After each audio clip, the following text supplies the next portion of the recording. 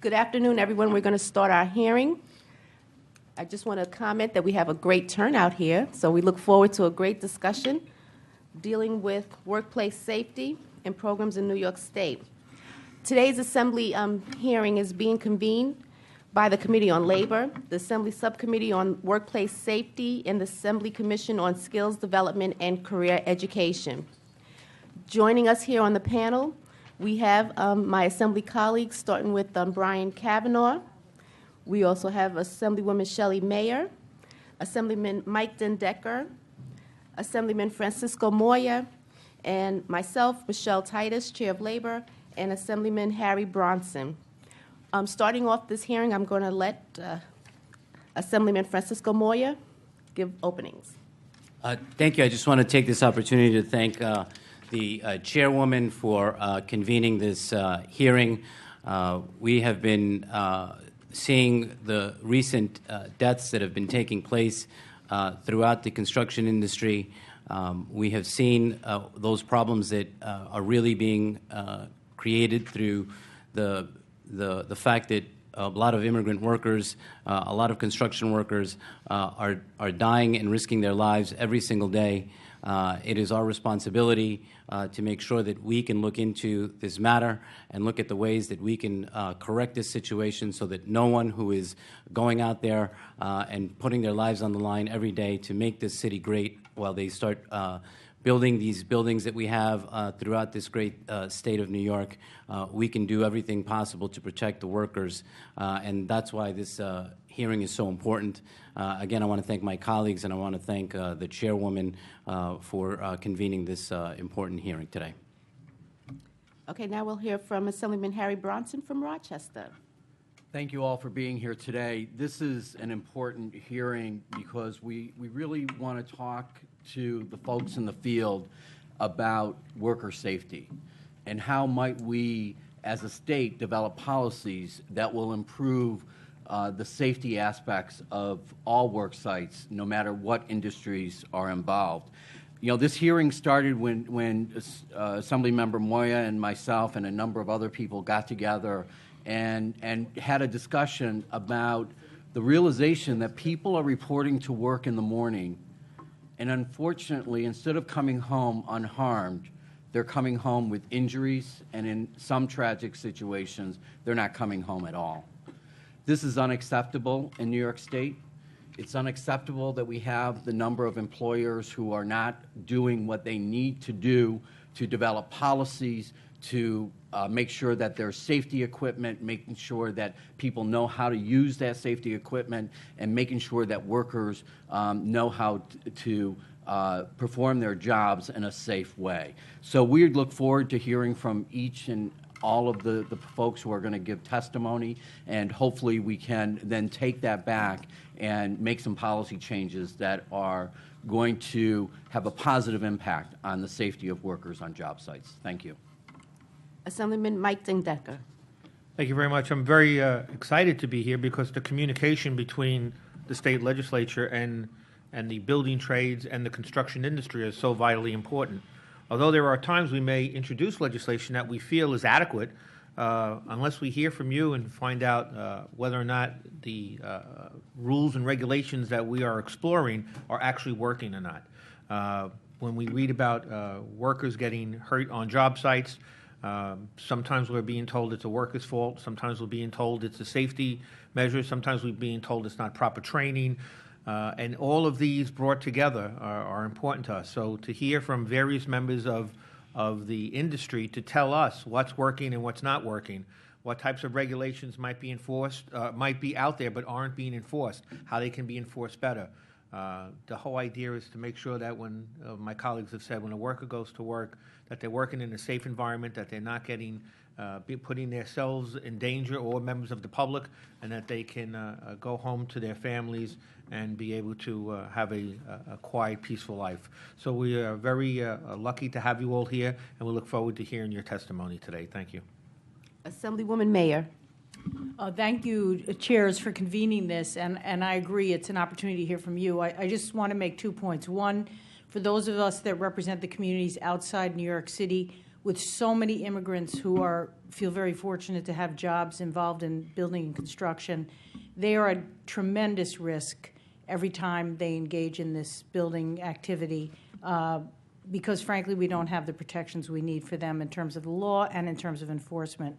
So one of the things I'm particularly concerned about is whether the agencies are doing their job in enforcing the existing laws, and to the extent the legislature can continue to be a pressure point on those agencies, that's something we need to do. I look forward to hearing from all the witnesses. Assemblyman Kavanaugh. Thank you. As Chair Titus said, we have a full contingent up here, so I'll keep my remarks very brief. But I did want to thank Chair Titus and also Chairs Moya and Bronson. And as I think my colleague Michael Dendecker was alluding to, a lot of these issues are very specific to the day-to-day activities that occur on construction sites. There's a very wide range of circumstances in which safety issues need to be addressed. And so it's a very important thing that we're all here today to hear in detail what makes a site safer, what makes it less safe, and what we can do to push the needle in favor of safety. We have a lot of construction in neighborhoods like mine and around the city and around the state. Often what kind of construction, how much construction should be done are controversial issues and are debated, but I think it should not be a subject of debate whether we should have safety, the best kind of safety practices that we can offer at all construction sites in our state. So again, I join my colleagues in looking forward to hearing what you all have to say today. Thank you. And of course, we have a full agenda here of witnesses, so we're going to get this moving right away. And I know that the whole theme of today's hearing is that every person who goes to work, of course, should expect to return home unharmed. And in our committee just last week, we did pass our elevator safety, and I see Mr. Halpern here. So our first set of witnesses that we have would be Joseph Canovis, Special Counsel from the New York State AFL-CIO, and Santos Rodriguez from the Building and Construction Trades Council of Greater New York. Welcome, gentlemen.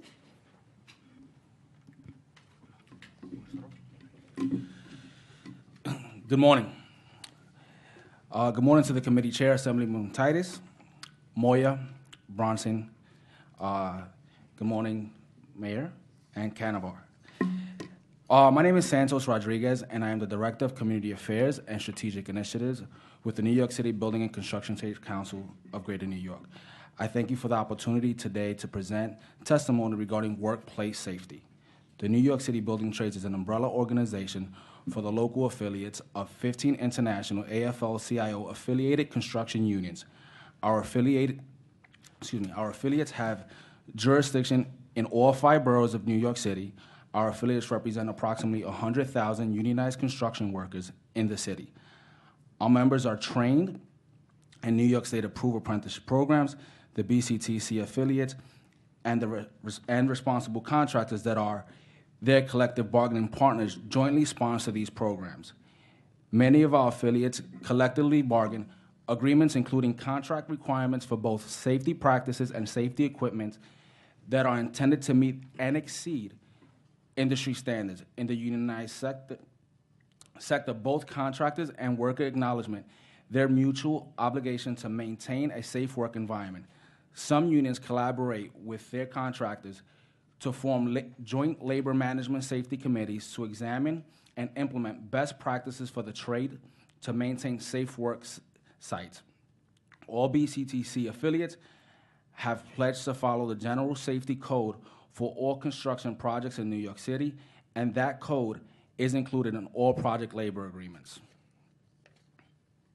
The New York City Building Trades submits that the Building Trades Union have integrated their commitment to safety into their respective apprenticeship training programs. The union is jointly sponsored apprentice programs affiliated with the BCTC, cumulatively spend billions of dollars to educate and train people for careers in construction. Our apprentice programs range in duration generally from 2 to 5 years. Our apprentice programs, these programs provide on-the-job training, classroom training, mentoring by journey person, and other hands-on skills training.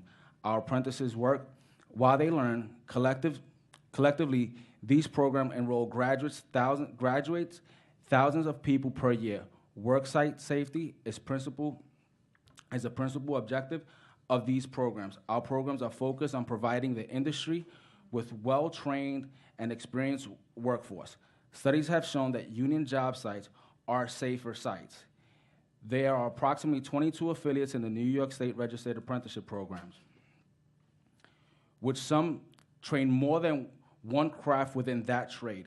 Each program is monitored closely by the DOL, by the New York State DOL, from their open recruitment to their curriculums, their worksite training component, as well as programs operating and administrating in compliance with the New York State Labor Law, Article 23. Our apprentice program's transparency is a drastic contrast to the dark underground of employee exploited found in the non-union sector. Recent statistics show that 75% of the apprentices were New York City residents. Of the New York City apprentices were minority. Of 66% of the New York City apprentices were minority.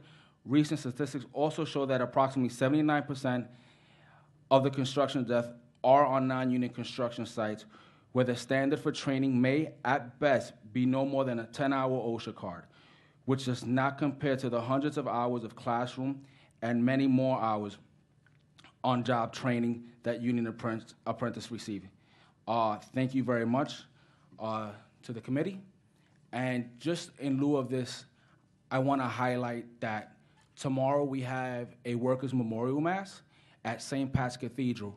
From last April to this April, we have lost 16 construction workers. Again, from April to April, 16 construction workers, 14 on the non-union construction world and 2 on the union construction world. Like you said, Assemblywoman Titus, the message for this morning is, worker safety, workers get home. It shouldn't be the cost of doing business to move forward in construction whatsoever. Once again, thank you for the opportunity. Thank you. Thank you to the chairs, Assemblywoman Titus, Assemblywoman Moya, and Assemblywoman Bronson. Also, thank you, Assemblyman Dendecker, Assemblywoman Mayer, and Assemblyman Kavanaugh for taking your time to come here and shed some light on this very important topic. Also, thank you to the speaker and staff, both program and council and member staff.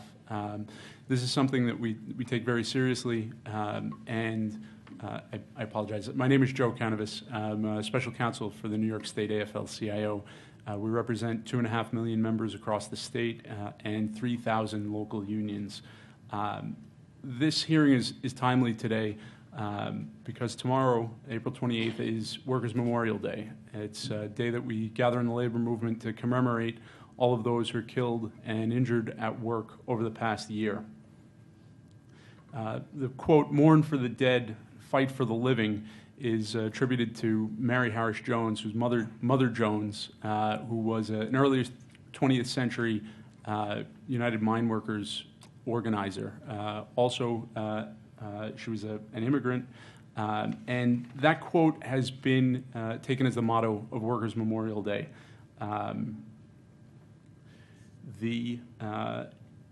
Santos touched on the memorial mass tomorrow at St. Patrick's and the 16 construction workers that have been killed in New York City in the past year. And construction is extremely dangerous, but it's important to also remember that workplace safety and health is an issue for all workers. In New York in 2014, there were 213,000 workplace injuries and illnesses that led to either lost time, medical treatment, or workers' inability to continue at their then current job. Same year, 2014, there were 241 workplace fatalities in the state, 47 in construction, 37 in the public sector, and the remainder in the traditional private sector. It included office workers, service workers, manufacturing workers. I'd like to highlight a couple of points. From our perspective, collective action through unions remains the most impactful worker safety program. Unionization is also important when you talk about worker safety because it serves as an almost total bar to an employer misclassifying their employees as independent contractors. This is important when you think about workers' compensation. All of those employers have to pay for workers' compensation coverage. The problem is that when you have an employer that misclassifies employees, and this is very prevalent in the construction industry, as independent contractors, they have a competitive advantage. They're not paying workers' compensation premiums. They're not paying any payroll taxes. And when their employee, who they call an independent contractor, is hurt, they simply fold up shop instead of paying for the injury. What makes it even more absurd is that when they do fold up shop, all the other employers in the state pay for that claim through the Workers' Compensation Guarantee Fund. They pay an assessment on their premium. So you have good union employers that pay higher wages, provide better benefits, provide a safer workplace, who are at a competitive disadvantage to begin with because some of their competitors aren't paying workers' compensation and payroll taxes. They get an even worse disadvantage because then they have to go and pay for the liabilities of those folks that fold up after they have a worker that's injured. Another topic that I wanted to touch on was the current safety programs in the state. They are complex and not necessarily equal. We have various state, federal, city agencies, unions, employers, our OSH partners, all of whom either administer or fund or administer and fund different worker safety programs. These programs, whether existing or new, will really only be successful if there are appropriate incentives and disincentives and adequate resources for administration. Two very simple examples. There's a state program, Code Rule 59, where employers with bad safety ratings of a certain size have to pay a 5% surcharge on their insurance premium and then also have a consultation, a safety consultation, and implement recommendations from that consultation. The system is broken because once they're assigned to pay the surcharge, all they do is pay the surcharge and the carriers are happy to collect it. That's one example of a program that's not working the way it should. An example of a safety initiative or law that works very well is the scaffold law. The employers, the owners, the contractors take it very seriously because there are serious repercussions, and that's why it works so well. With talk of rollback, we should take that off the table and think about how we can pass similarly strong worker safety protections. The bottom line is that for the best practices for these worker protection programs is union labor. Union members, the training is vital, but if you don't have the confidence to speak up when you see something wrong, to refuse to perform dangerous work, then the training can't be implemented properly. And the only way that you have that confidence is with the collective bargaining agreement. Again, I want to thank you all for your attention to this important matter. Thank you. Thank you very much. Assemblyman Moyer? Yes, thank you both for your testimony. I wanted to touch upon this, given the fact that you've highlighted that there was 16 deaths, 14 of them non-union. Are there programs that are offered on non-union sites or by developers that are comparable to the safety programs or the apprenticeship programs that are offered by unions? There are non-union apprenticeship programs, registered apprenticeship programs. To my knowledge, nothing combats what we have on our forefront. And I don't see anyone on the non-union world giving these extra trainings outside of the OSHA class. And there are some community organizations out there that do provide some training. How extensive that training is, I don't know, I'm not sure. And do you think that, based upon the fact that there is a very limited programs out there for non-union workers, especially in the immigrant communities, where in districts like myself, and I share with some of my colleagues here that have a lot of day laborers that get picked up on street corners, that are obviously abused in this industry. Are there any programs there that you feel that are addressing those issues on those worker sites where these immigrant workers are being taken to? I don't think there's any program out there that answers to the call of the immigrant workforce. And I think largely part of this is, I guess the elephant in the room is that no one ever speaks of is the document status of these immigrant workers, right? There's laws out there that prevent people from assisting, aiding, and then there's laws that protect them as well.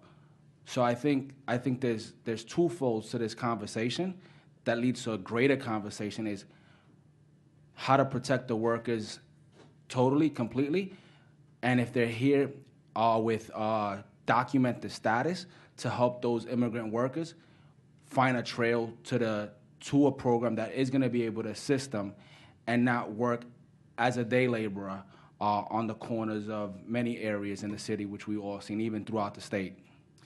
So I'm going to, because I know that my colleague Harry Bronson is going to talk more about the apprenticeship programs, but I just wanted to commend you on highlighting the statistics of what has been done in the industry to promote the apprenticeship programs throughout the construction and the building trades industry, especially when it comes to minority and construction workers.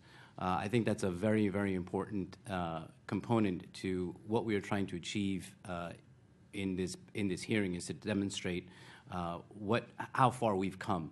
And I just want to commend you on that, especially with the statistics that you've shown today. But I know that that's more on my colleague's wheelhouse there, so I'll turn that over to him. Thank you, Francisco.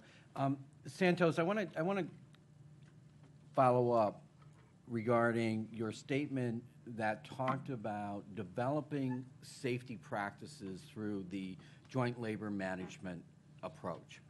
And, let me put this in context for you and help you maybe guide us through with what's really happening in the field.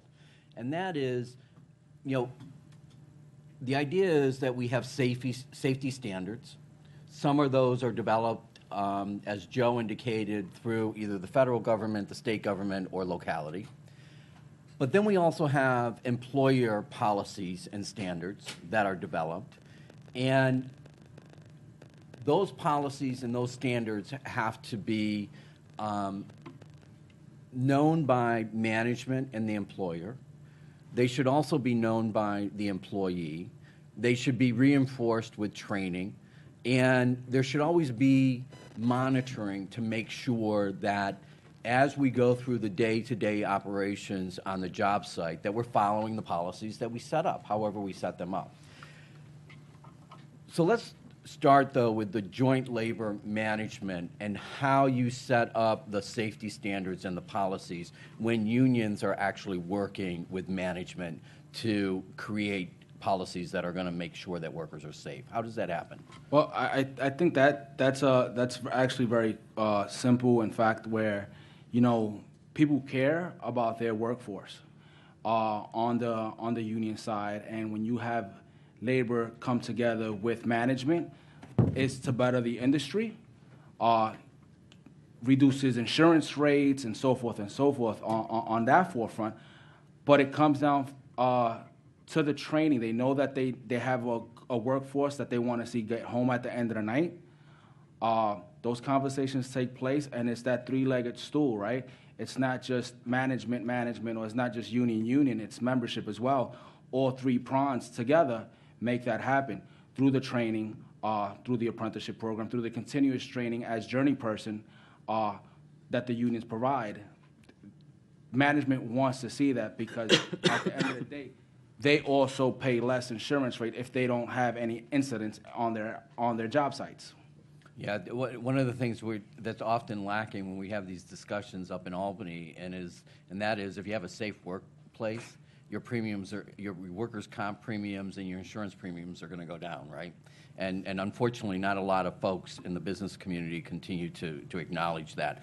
So you're talking about training. So can you walk us through how it is that when an apprentice comes into an apprenticeship program and they're learning, the academic training, they're learning the skills training, and then they're also on the job training, working side by side with a journey person.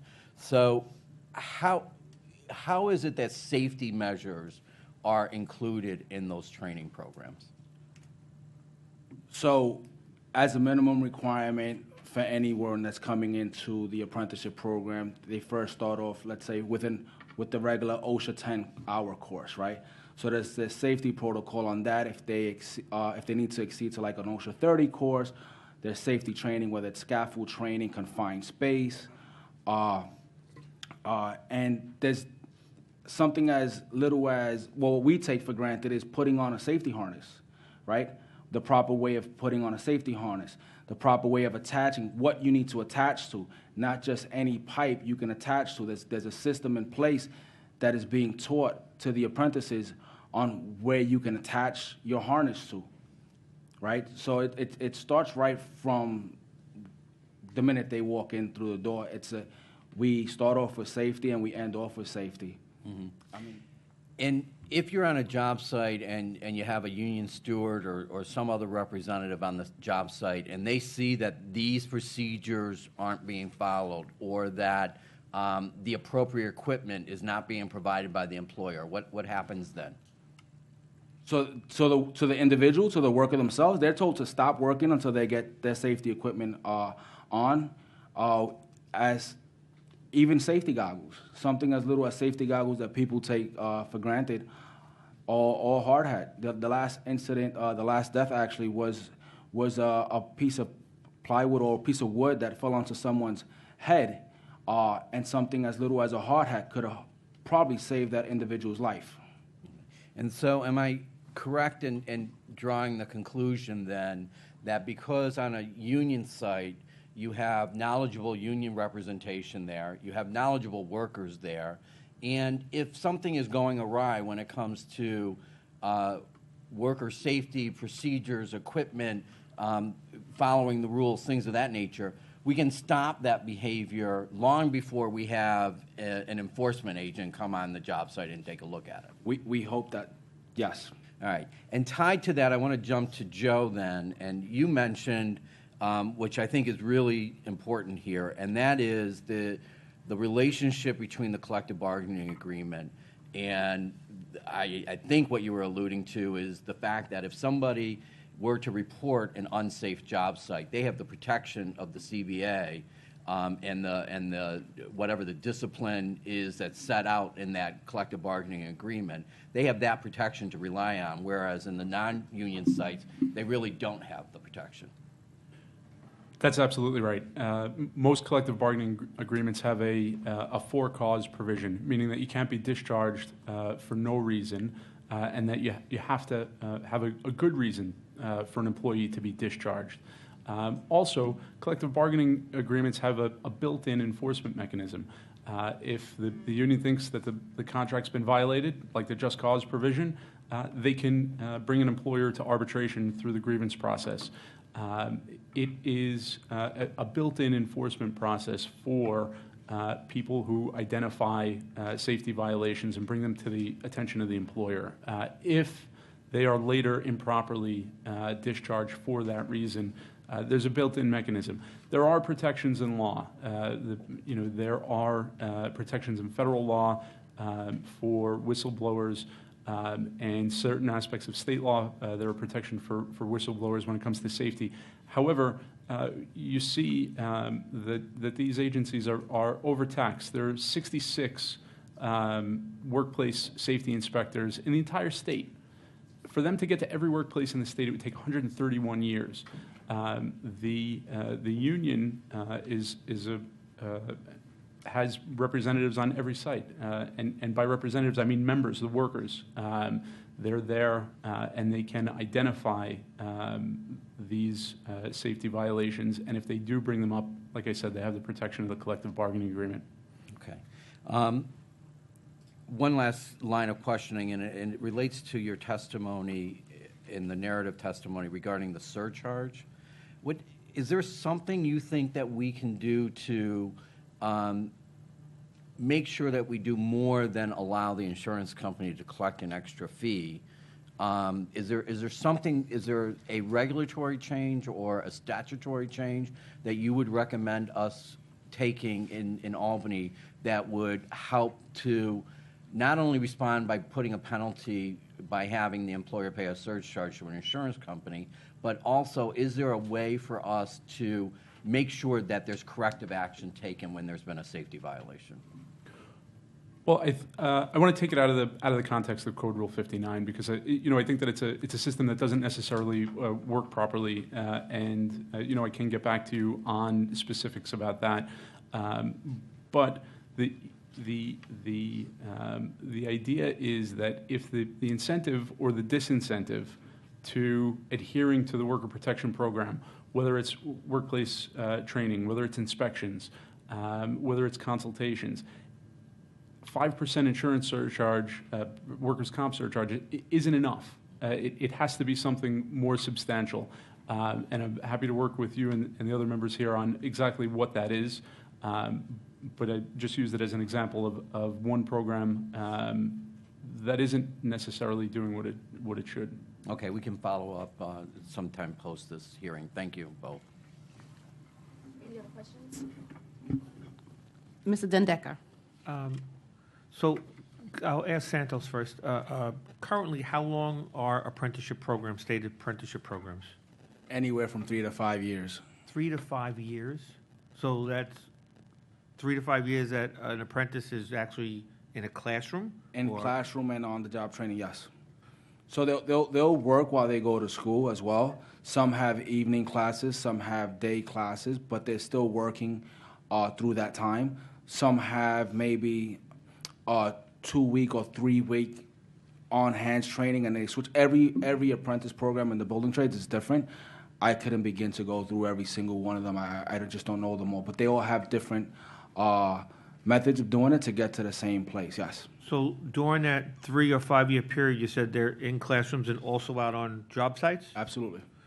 So the other types of safety programs that are out there that don't have such an extensive amount of time, I would imagine years involved, and they do something online, they're never actually on a work site, and they're not required to be ever on a work site